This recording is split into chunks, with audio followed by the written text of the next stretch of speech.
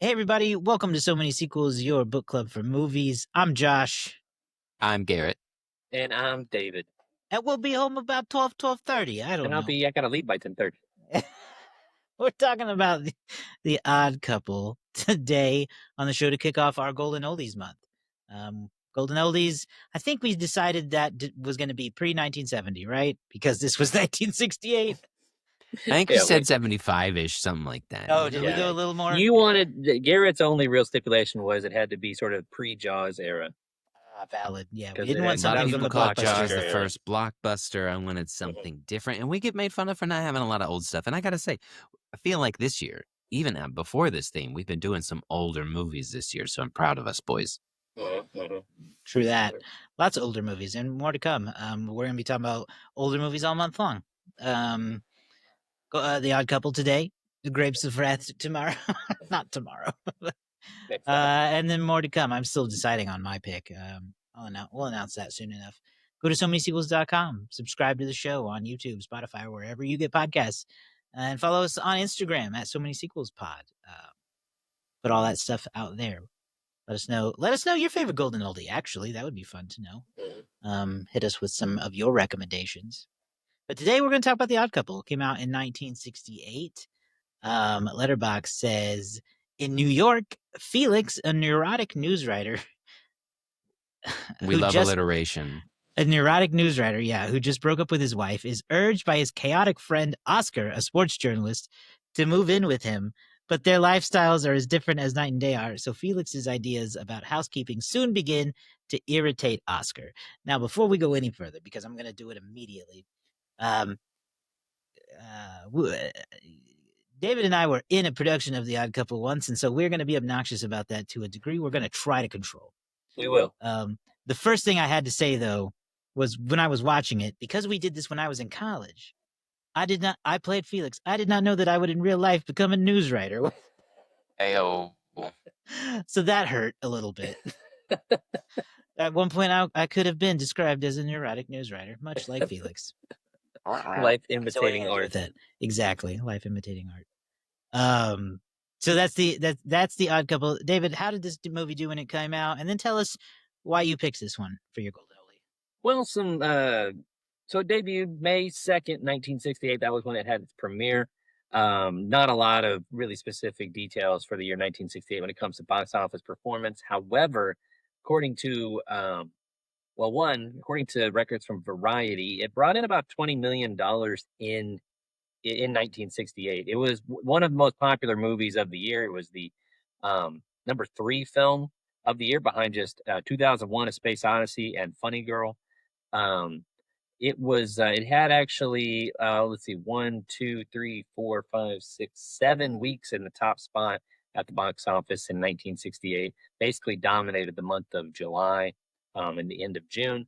So it was a big popular hit based on a big popular play of the day, just a few years earlier in 1965. Um, Now, according to Box Office Mojo, though, it would go on over time to make up to $44 million. Not sure if that's like with re-releases or whatever. Like the details just aren't very clear, but officially, it's sort of on the record as having made $44 million. All that against a budget of just $1.2 million.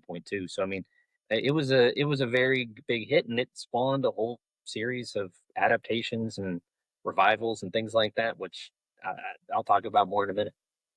Um, but why I chose it, one, we just kind of we said golden oldies, and for some reason in my head that's the '60s. I think because we're '90s kids, and I grew up listening to radio in the late '90s, early 2000s, and the golden oldies was like the '60s and the That's '50s, the swinging '60s, not the golden oldies. right? But that was the time era for that particular genre of music. So I kind of started there. I mean, we kind of had some vague ideas, um and I thought to myself also, we don't do a lot of comedies, like comedies. Like we've done a lot of franchises, we've done a lot of films that have, humor in them. We've never done just like a straight up like, hey, this is supposed to be a comedy film. So I thought that'd be an interesting one to do, and do from the lens of, hey, we're going back in time again. We're going back to the '60s. We've done other films from that era, but we've not done a comedy. So I thought that'd be interesting. Um And then, yeah, we were in it in the college, so I thought that would be a fun nostalgia kick for at least a little bit. It at least made us familiar with the source material. Yes, We know the play it was based on, so that helps. and then finally, we talked about it a little bit in our most recent episode where we talked mostly about Project Hail Mary, but we talked about the theme of golden oldies, and we kind of stumbled on the idea of old Hollywood, right? And old Hollywood had a different mindset, and things started to change in the '60s as television became a bigger and bigger medium that, like obviously home television had existed for a little while, but became bigger and bigger part of our culture. And by 1968, you have a film like The Odd Couple that goes from being a hit movie or a hit play to a hit movie to then a hit TV show that ran for years. And I think it just kind of encapsulates how movies started becoming a part of intellectual property, that even predating something big like a Jaws, or a Star Wars, something like that, is you have this show that turns into or you have this film that turns into a popular television series, um, and how that became more the model over time. It's like, what can we do with this? We've done this now. What else can we do with it? It's not just enough to have made the movie. Can we make merch out of this? Can we make a show out of this? Can we get a cartoon series? Which it did eventually get a cartoon series. We'll talk about that later. But anyway, that's why I did it. That's why I picked it. Garrett, what's your relationship to the Odd Couple? You seen this a bunch or at all, or what's your take? I feel like this is. I feel like I had seen this before, but watching it, I don't think I had. And if I had, it'd been a very, very, very, very, very long time. What I do remember is, growing up, I would watch Nick at Night, um, at my home TV that I had in my bedroom because '90s were different than the '60s. And I remember The Odd Couple being the one show that I felt like was just a little too old for me.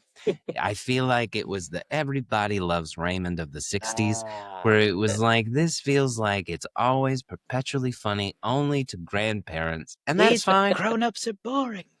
Yeah. And so it was not really one that I wanted to watch by choice a lot, but I respect the comedy and I respect the whole thing about it. And so it was one that I would watch, especially with my grandparents. But watching this, again, Walter Matthau and Jack Lemmon have such a long history of chemistry. So I was really excited to see them jump in there and portray these characters because I know them as grumpy old men. Mhm. And they were Right. pretty dang close to that in this They sometimes. were. They were pretty close to that. Yeah. So, so this movie, for being a comedy, opens with a pretty dark premise, which Yes. we find Felix, played by Jack Lemmon, wandering the streets, depressed. Come to find out through some exposition with Oscar and his friends at his apartment that basically Felix's wife has up and demanded a divorce, and or Felix has fled to potentially kill himself. That is what everybody has been told. That's what everybody thinks, and so that's where So we we've been open. shown. That's what Yeah. we've been shown is that Felix is suicidal. He shows up at Oscar's place in the middle of their card game, and we're off to the races. How did you guys feel about that comedic opening? I didn't realize that it was going to be that dark. I had no idea that that was the source in the start. Um, so that was quite a bit of a surprise. And then I looked at it and I went, man, 1968, 2026, almost 2028. Guys still don't know how to talk about hard things. No, they That's don't. immediately the first thing I thought. Oh, act like everything's fine. Act like everything's fine. We just got a phone call that says one of our best friends is trying to kill himself. Oh, don't act like he did it. Let's not talk to him. Oh, no, yeah. We're going to ignore him and make him feel like he's not or noticed. Yeah. Good, smooth move. Smooth I had Well, move. that they're just same trying not to thought. freak him out. Like the thing is, True. He mental was already freaked out. He's trying to mental kill himself. mental health is such a state that they're like, just don't do anything to set him off. Like they don't know Talk what's going about to it at happen. all. I mean, Yeah. so one of the aspects. So Neil Simon himself adapted his play for the screen. And one thing they do add a couple of these sequences where they're actually outside the apartment. The whole play basically just takes place in the apartment. But we get this intro during the opening credits where we see Jack Lemmon. I think this kind of actually undermines the scene, the scene where it actually opens with him coming to the poker game. But we see him. He rents a room. They say, "Here you go, floor 300. See, you got anything higher?" He tries to go up there. He's gonna try to throw himself out the window, and he ends up hurting his back. And then he's like, "Oh, that's not gonna work." I think he thinks, "Oh, I'll go drink myself to death," but he goes to throw the drink back. He's like, he's just struggling. This guy's struggling to find a good way to kill himself. Um, but there is when once the opening credits finish and he goes up to the apartment, you see the guys gathered around and they're giving each other a hard time, and this is up there with the Sony Sequel Awards for sweaty movies because these guys are just sweating it out in Oscar's awful apartment. And His awful 8-room apartment. What's you know what I mean? I mean, the apartment's For it's a sure. pretty nice 8 rooms. 8 Obviously, rooms. his wife left him Blanche, um, and uh, and so when he comes in, and honestly, it is the back and forth. I mean, okay, it was one of those times I'm going to recall being in the play. Josh played Felix, I played Vinny, and the running back and forth, and the like, oh, he's in the bathroom, oh, yeah, and don't let him see it, and rushing out and freaking out and putting his head under the shower, like all that stuff. It's just great, um, business for everybody to be doing in there, and lends itself to some really funny things if you watch one guy versus watching the whole. Like you pick one guy out and just watch what they're doing and see what business they have going on. It could be very Those funny. are It felt things. very much like a play, Yes, and appropriately. and as we've been doing these older movies this year, for the most part, that's the thing that I see the most, is that these older movies are structured like a play, and that makes perfect sense. That's the thing that people are seeing is like plays, and that's what they're adapting things from. Anymore, though, movies don't feel like plays. You get something like this, it feels slow. It's like it has become so much easier in the making process of cranking out crap that you just shoot close-ups and you Yeah. very rarely have two people in the same shot, and if they are in the same shot, boy, they are not moving very much No. by them. Like, they don't have to move, they sit, they say, they don't have to speak and move and hit their Wait. marks, and Yeah. that's the art aspect that I feel like is missing in the movies that we have watched after 1975, you lose the ability to act and you're kind of just robot performing. Yeah. I Well, don't want to demean some of these things, but like yeah. you don't see these kinds of performances like you see in 12 Angry Men where people are acting. They're putting their No. whole body into things.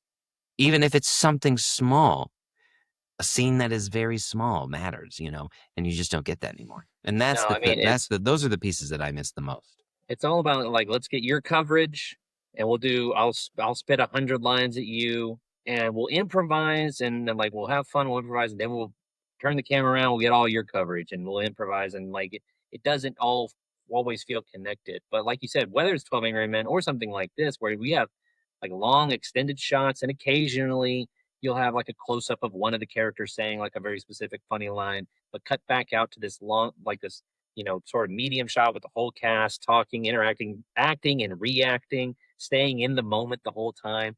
And it gives you a different sense of what chemistry really is. And Jack Lemmon and Walter Matthau have really solid chemistry in this. And they have really, like, I mean, they come across, I mean, they are, but they come across like two seasoned pros that are in the moment for the entire thing. So much so that you stop noticing when there are cuts. And that's always like the perfect version of editing, is when you stop even realizing that cuts were being made, or that they were changing camera angles. And the way the apartment's laid out is that they can move from one space into another space very seamlessly. Um, so, like, yeah, I agree with you, is that a lot of times with modern comedies, and you can see, I mean, it even maintains that way. I'm trying to think of, like, Eddie Murphy in the 80s. You'd have like longer takes where they just like let Eddie run, or Robin Williams, just let the guy run, and everybody do their best to stay in the zone while the actor, while the comedian does their part. But we've gotten away from that too. Of like we can barely have a long shot. A few recent comedies. I won't say them for this, but it just doesn't feel like anybody's ever together in the scenes. Something that stood out to me as a just difference in how that movie was edited, I think. And I didn't know if this was a time period thing, if this was uh, trying to tackle a play as a movie, but there were a lot of instances where I felt like a joke landed or a joke was told, and then there was like almost an immediate fade away from the scene where Hmm. I didn't feel like I got the chance to laugh at it. It felt awkwardly cut. I don't know. That's how Yeah. I would describe it. Did either of you feel that at all? Where it I just mean, felt like, oh, if this were on stage, they would have had a pause. yeah. I mean, And where like I'm laughing or I want to laugh at that, but now I'm already in the next room and yeah. Sometimes you can't you can't have like an applause break for a lack when there's a lack of audience. So you kind of have to like either move right off of that joke into the next lines, or you have to create some sort of unnatural pause. Sometimes that's even just like, this movie, we actually see a few other places outside the apartment. Like I said, they go to like Shea Stadium and filmed in front of a real Mets game. And they, they're out on the street a few times and there have to be like just cut fades to black of like, this is the end of the scene. Like and you don't do that a lot in modern movies where there's like, and that's the end of the scene. So fade to black and we'll fade up to another part. It's later that day or it's the next day. It's got a very um, old-fashioned sensibility, as you would imagine. Yeah, and again, David, you mentioned that the cuts in the editing for this very simple, but with the way that it's structured and the blocking that they take care of, again, that is all purposeful, right? Like somebody sat there and thought, we need to have these people get up, move this way, the camera's gonna move like this, and they're gonna do this, and they have to think all of that stuff through because you mentioned the ability to go watch each performer. This has got what, 8 characters of like poker players, 6, 7, 8, somewhere around there. 6, 7. And you go through there and each person is playing their character, right? And so you can go watch Vinny and watch his reactions because he's doing something. He's in the scene. He's on camera. He has to be doing something. And most of the time you don't have those scenes anymore. You would cut to um him on the inside of the bathroom going through his thing and then one person on the outside talking to the other group and then it just doesn't have that same flow. And so while these movies have such a slow pace to them, when things like this are happening there's so much action because you have 8 people moving about, causing chaos, causing a ruckus, and you're paying attention to so many different things, acting. And that just sitting off camera knowing that they don't have to be there in this scene because they're gonna be taken out later, it doesn't it translates different. It makes you feel like you're I in the scene, and thus the edits just disappear. I know we'll kind of move through the scenes here in a minute because there's really like there's I mean there are 3 acts literally. There's this opening bit with the poker players, Felix being Oscar convinces Felix to move in. You get the second scene with the poker players where it's everything's too clean now.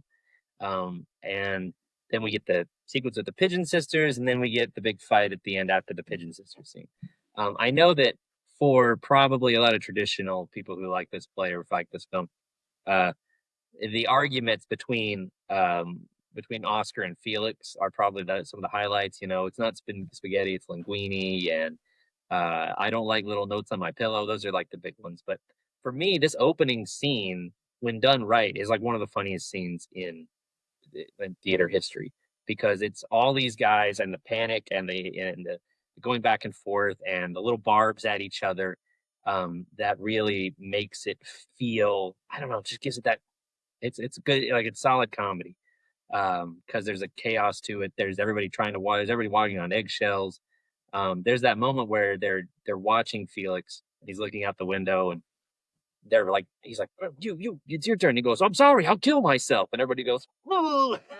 Like there's like everybody like clinches really hard that like I had There's not forgotten a about. single brain amongst them. It's No. so it's really like it's done. And then when he goes, "What is it? 12 floors?" He goes, "Oh, it's 11." It's 11 floors. He said it down. And then you get that call back to that later when he goes, "It's 12 floors," and he walks out. It's really well, like I mean, obviously it's a well written play. He was nominated for Best Adapted Screenplay at the Academy Awards that year, did not win, but Walter um, Matthau did, well put though. He together. won Best Actor, yeah? I have to check. If Let I'm me not see. mistaken? Let Either me way, see. it is uh, let's move on to the next section there because yeah, this is structured. There was a scene where it did fade to black, and part of me went, "Oh, Act One's over now." Okay, Yeah, yeah, it almost felt like okay, commercial break built in a weird way. But anyway, yeah. but the So trope that this so sets up is yeah, two roommates living together, and yeah, their differences are night and day, as it said in the letterbox review. And that is the trope that so many things continue to use when it comes to sitcoms, especially. Yeah, Big Bang Theory, Friends, all of that stuff. You've got roommates who are all different kinds of people living together and having to figure out what happens. And that's where I feel like, you know, this movie kind of struggled as far as, again, you have to do the same thing so many times. And so there's a repetitive nature that kind of happens. There's a build up and a blow off and a build up and a blow off and then a build up and a big blow off, and it's kind of got that kind of structure. And that just works better in a sitcom because you can play with so many different things. You can focus on one thing at a time rather than having to kind of structure the same thing in three different acts back to back to back in the same hour and 40 minutes. It comes across as really well and really funny. And for the 60s, I'm sure it was great. That's the kind of structure that just doesn't hold up in a long term movie, but still does in a sitcom. yeah. I think it's why probably this movie or I guess you could call the Odd Couple a franchise at this point. It seems to, yeah, you could argue that the most successful piece of it is the play that is produced in all kinds of theaters across the world every day. But the TV, it lives really well on TV. It's been adapted to television a few times to multiple levels of success. The original show ran, I don't know for how long, but I think the Five longest seasons. 5 seasons. Um, And that all was the when they were doing probably like 20 episode runs or whatever back maybe then. So, Yeah, all probably the over way 100 up episodes, I'd imagine. Then all the way up to the most recent take, which starred the late great Matthew Perry and Tom Lennon as oh, Oscar and Felix, which also excellent ran for two combo. or three seasons, I think, yeah, on CBS. yeah. I mean, Because the yeah, movie and the play almost do serve as like, wow, a great long pilot, a big setup, yeah, because it does it so well sets up that not just that these guys are opposites, but we get these scenarios that build up into this big date, which this is where the sensibilities of the day. I was like, God dang, Oscar, you are just off. He's like, I just want to find a Goyle. Is how he is the energy he's giving. yeah, yeah. Sometimes he literally says it. Um, but it leads to this big confrontational scene where Oscar's lateness and laziness mixed with Felix's neuroticism and perfectionism mold into this hellish date Mhm. with these Pigeon sister twins who Oh, um, God. basically end up both being. Felix leaves with both of them, but let's talk about this scene because this is probably uh, I think the funniest, one of the funniest parts of the movie is the craziness of these two guys exploding finally. It's I appreciated the cringe out of this whole Yeah, scene I think that's of, what's funny. yeah, of both. First of all, n the conversation was bad. None of Ridiculously them knew how bad. to talk. I mean, I know they're older, but, like, there were a couple of times where Oscar was like, "Hey, listen, that's nice." I was yeah, like, "No, yeah. it's not." It was Even there's like long awkward laughing to start it. Like they're just like I mean, you're getting to like no know one each knows other, I what to guess, but say. still, yeah. But You then know, I remember there's Jack Lemmon nails it. Josh, you nailed it in your time, which is just when you go, uh, they say it might rain this Friday, something like that. Like it just oh my kills what little god. conversation they'd already established. It was pretty amazing. The deflation that's the moment I felt like I was like, okay, this is normal getting to know you kind of stuff, Yeah. like whatever. Yeah, normal And then it was, awkwardness. yeah, then it was that of like, oh, brother, don't talk about the weather. No, no, no, no, no. course, sometimes it gets hot after it rains. Yeah, that's true. It does. It's and the way that Walter looks at it, the way he goes, it might rain on Friday. And he's like, he just did like, what the hell did you just do? We just got this conversation actually rolling. They're talking about being naked. What are you doing? Yeah. That's You where know? those two shine. Again, the chemistry between those two and the back and the forth and the explosion and the frustration. And then I, I, whenever it's like, Lemmon explodes and is like all complimentary and is like, I'm gonna tell you off, you're the nicest guy, and blah blah blah blah blah. And Walter and Oscar's like, what? But I've just been told off. I think I missed it. Yeah, great line. Just those unexpected moments that Neil Simon Mhm. in his writing is able to do. And again, you have such talents that are able to deliver a performance-based comedy written by a genius, if you will, of this style and genre. It's just, again, these are the things that you miss whenever you don't have the same expectations for a movie, right? Everything has to be huge, Yeah. explosion, keep people Well, paced, and you can't just you so rarely get something that is simple and toned down and a little slower, but still consistently delivers as slow as it was. I laughed. Funny. Excellent performance. Was totally enraptured with what Matthau, Lemmon, and every of the yeah. supporting cast were doing because they were given the ability to live their characters rather than just know that your character's off screen whenever you don't need to be here. Well, and this is a bit of a challenge too with some comedies. So the movie's only about an hour and 40 minutes. The play's not that much shorter or longer than that. And the characters have to be like, I think in order for the comedy to work, the characters and beyond just Felix and Oscar, but they all have to be a little one dimensional. Like they have to have like their one thing that's really specific about them. And that allows the audience a shorthand to kind of catch up in a quick amount of time because you have limited time to work here. So the audience catches caught up. He's really neat. He's really sloppy. Okay, we're there, and then you can kind of reach the level of domestic frustration they have with each other quicker than you might normally be able to. Because if you're doing this as like a drama, they'd be setting up the characters for forever, maybe. But we reached that from point, and like the Pigeon sisters, they're very like they don't. I mean, we really don't even know that much about them other than they live on the other side of the apartment. It's very hot over there. Um, but it's I think it's a really great class in finding taking something small about a character, taking one particular thing about a character, making it their main trait, and then finding the little ways to show how those traits, you know, how those are, how you can bring those to light at the perfect moments. I do think, one thing that really stood out to me with, especially as they're talking about divorce and divorce in the 60s and compared to divorce today. It was like this heartbreaking thing. And the funny thing, the thing that I didn't even realize until we watched it this time, I watched it this time, was like Francis literally doesn't leave him. Francis doesn't leave him for any reason other than basically he's really super annoying. And that has to be even more devastating than if you were a bad guy. Because it's like Listen, he's not abusive or mean, he's just annoying. she's right. She's right. I'm when he Team was Francis. I'm when he Team was clearing Francis. I'm out his sorry. Because here's the thing. Well, Oscar, you can see that Oscar cares because in those moments where they explode, he also talks about how you're one of my best friends and I care about you and I've been living with you for 10 minutes and I want to die or whatever, Mhm. however he delivers that line. Yeah. And he's just basically like, we are who we are. I'm not Yeah. even going to change. And Yeah. listen, you get out after that. You have It's multiple people telling you that you're an insufferable human being to live with, and your response is, we are who we are.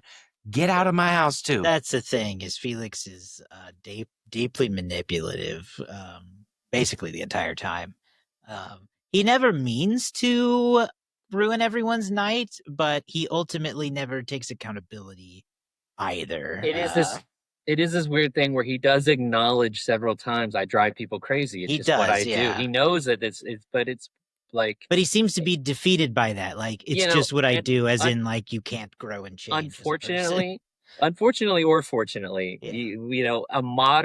I think a very modern take on the same concept would try to figure out or explain why Felix is that way. Like, there'd be some deep-rooted Right. personal trauma connected with why he is the way he is. But this movie's like, no, we like back then it was like, no, no, no, he's just a nut. Like there's no diving deep, there's no finding some past trauma. His dad didn't leave him because he had a messy room or something. It's like as simple as he's a control freak and he has to have things a certain way, and he's now paired with a guy who has so little care for the control over his life that it's just coming in, it's just conflating and it's like colliding in the wrong way. Exactly. But I love when he tells him to go. I love when he goes, I've got half a mind to really leave. And he goes,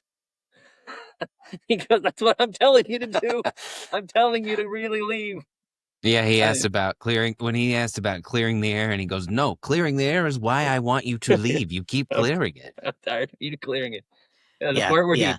he closes his eyes and he goes, why doesn't he hear me? I hear my voice. I recognize it. Yeah, no. Yeah, yeah. I watched this two times. Not necessarily like I watched it once and I watched it with Nikki after, and the more I watched it, the more like I really appreciated it the second time even more. The little bits like that, the little um the frustration level of both of them. I mean, it's really good in that respect. Yeah. The only real difference is, or the only way this doesn't really set up for the soon to come sitcom, is that the movie does end with Felix moving in with the Pigeon sisters. He's not Oscar's roommate anymore. Yeah, Um, Quickest roommate deal I've ever heard of. Frankly, they let this crazy man move in with him immediately. yeah. No, that's the and so it would be really funny if there was like one more bit of the Pigeon sisters kicked him out almost, within like a day or two. Like his stints with roommates are getting shorter and shorter. His wife kicks him out after 12 years. Oscar kicks him out after 3.5 weeks or so. And then the Pigeon sisters, they're like, we couldn't stand him for 2 days. But that might be answered in The Odd Couple too. There was a sequel that came out in the 90s. Was a sequel. We'll save that for later. So many sequels But Yes, episode. yeah, we it's good. we played the game off mic of who would we rather live with. Do you want to play it on mic? Yeah, it's a good way to. It's a good way to wrap this discussion. Um, who would I rather live with of the two? It's really tough. You could give a pro and con list for both. I do. Sure. I said it.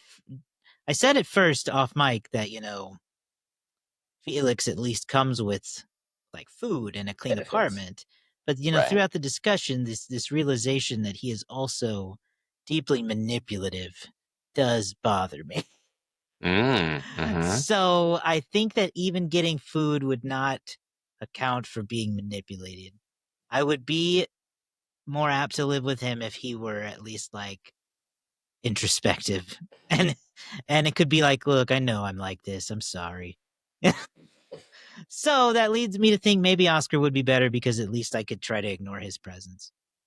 Yeah, I don't know because I more am like Oscar. Like I'm not like a total slob, but I'm closer to slob than I am to neat freak. Um, so like I would probably like to live with someone like Felix who could at least keep me in check a little bit. Because like that's the thing is I'm not unwilling to take his advice, of That's like, true. hey, give me a call. Okay, fine, I can give you a call from on my way home. I'm not Oscar. I'm not gonna like go to the bar and get drunk for, several hours in the middle of the night or whatever. Or I'm not that David level. welcomes a little bit of management. Yeah, if Just a you little want, bit. yeah, I'll take a I'll, little bit of I'll listen. micromanagement, and it's especially if it comes with decent food. Okay. Nikki, Um, take note. Nikki, take because note. I think if I was living with Oscar, I mean, I would just be contributing to what's already a heinous state of That's a affairs. valid concern. Because if it's a situation like Deborah and Ray had with that suitcase on the staircase, that thing ain't never getting moved at my house. I would also lean towards the Oscar side of things. I think that I can handle a slob. I have been a slob. I am not. I am more on the clean side of a slob, but still categorized as a slob, Look, I'd say. we're guys. We're Yeah. Costco guys. Of course, we're But slobs. but boom. But I just feel like I would also end up kicking Felix out very quickly. And I could coalesce with Oscar because you know what? He just wants his space. He just wants to be left alone for the most part. He'll come to And you know agreement. what? Yeah, I love to just sit in a silent room and be quiet for a little while and listen to music. So I would walk around, tidy up a little bit, and be like, "Hey, man, can we? Hey, listen, it don't need to be or it doesn't need to be like spotless or anything, but let's not put banana peels on the floor. You know, maybe we can find It's a not Mario midway Kart. here." Yeah. Yeah. All right. I like it. Let's get what are our final ratings? Final rating and review. I'll go with. Floor is open. I'm gonna go with 4 stars. Because I think it's well adapted from the play. Having both been in and seen the play, well adapted there, solid concept, good performances, good writing. I mean, I give it 4 stars. It's not necessarily my favorite, play or film of all time, but it's done really well. I'm gonna undercut just a little bit, and I'm gonna do a 3.75 because I like to throw that out there sometimes. That's Um, fun. the impact that this had, the legacy that it has, the performances, the ability for it to be a movie is really great. Um, as it holds up, does it hold up for me? And I like that. I like the sitcom structure better. So I think that overall, like it's great. It's iconic, legendary, but I just don't think I can quite cross that 4 threshold. But it's very close. What about you, Jeff? I think I'm gonna go with the 4. I think it's because I don't want to go down to 3.5, but I don't want to take the 3.75 Thunder either. That's your thing. I'll So share it. I'm gonna go with 4 though for this time. I think it's a good adaptation. I think it's funny, and I think it's still funny today, despite aging in some weird ways we are just talked about. But it's still fun to watch. So considering how old it is, I think I think I'll It go with is 4 stars. one interesting detail is that, and I won't go on too long with this, but in the world of theater, there are reprisals all the time. There's been like a UK version, there's been an Australian version, there's been an all black cast version. Neil Simon actually wrote a female version of this thing. And in the world of theater, reprisals and readaptations, that happens all the time. I would be interested to see what like a modern day adaptation of it would look like in film. But I feel like generally speaking, audiences for movies are like, no, we already have a perfect one from 50 years ago. Why would we make a new one? But And then they then make would the new be one, and then it makes $1 billion. They This did, is the and then circle of life. I mean, a and then modern one. go ahead. A modern one would be a social media influencer and a serial killer. And neither one of them really know exactly what they do, but like that would be the case because the influencer's like, why is there always blood around here? Like, we gotta clean this up. Oh my God. Yeah, And the serial killer is like, I'm going to kill you, but you're my only you friend. make the money and pay the rent, so I can't. A crime podcaster, and then Yep. a criminal. Yeah, it's gotta be a No, I podcast. mean there was, and Simon did write in 2002 a modern version of he wrote a 2002 era version of The Odd Couple as well. So there is at least some adaptation, but now 2026 we're coming up on 60 years for this movie. So Now it's definitely just a guy in his ChatGPT app. it's, Don't tell yeah, me what to do. don't know what to do. Like somebody who's really aggressive with their ChatGPT and getting all the wrong answers. Yeah, That's how that works. the Anyway, ChatGPT is checking in too much. well, shall we play the letterbox game now? Let's play the letterbox game. I got a few reviews here pulled up. 4 stars. Jack Lemmon is the cutest little weirdo. Period. 4 stars. I'm literally Felix. Another 4-star review. I love my 2 dads.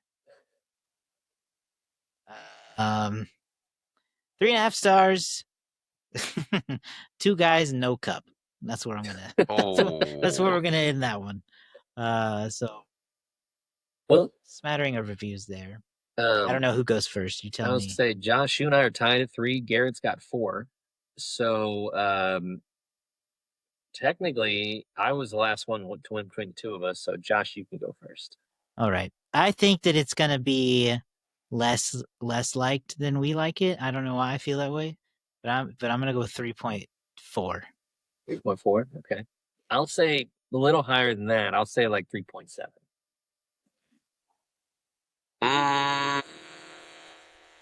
3.8. All Okay. right. We got 3.4, 3.7, and 3.8. Guesses are on the board. Oh, we've got a direct hit this week. Oh, snap. We've got a direct hit. This movie. How many reviews we got here? We got quite a bit. We got 28,000 ratings. It is sitting at a 3.8. This is Garrett extending his lead, unfortunately, There you go. for David and I. Yeah. He's now It's Yeah, doubling early. us up. 3.8. Garrett, Dang. the lead was I'm 6. honestly surprised. I thought it would be in the lower range. I just was like, I don't want to do a I really did 3.6. too, but now your 3.75 makes even more sense. Yeah. It Yeah, was you're even right in the closer to right zone. reality. Yeah. Yeah. It's a All right. classic. That is the Odd Couple. We've got more Golden Oldies coming up this month. Grapes of Wrath and Even more. older. What? Even older. Even older. Yeah, I think they'll all be older from here on out for the rest of Golden Oldies month.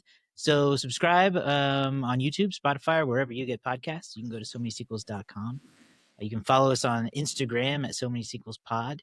Let us know your favorite Golden Oldies movies. What you think? What you thought of The Old Couple? Let us know if you did a college production of The Odd Couple and who Does you were in it. on Golden Pond count as a golden oldie? What is that?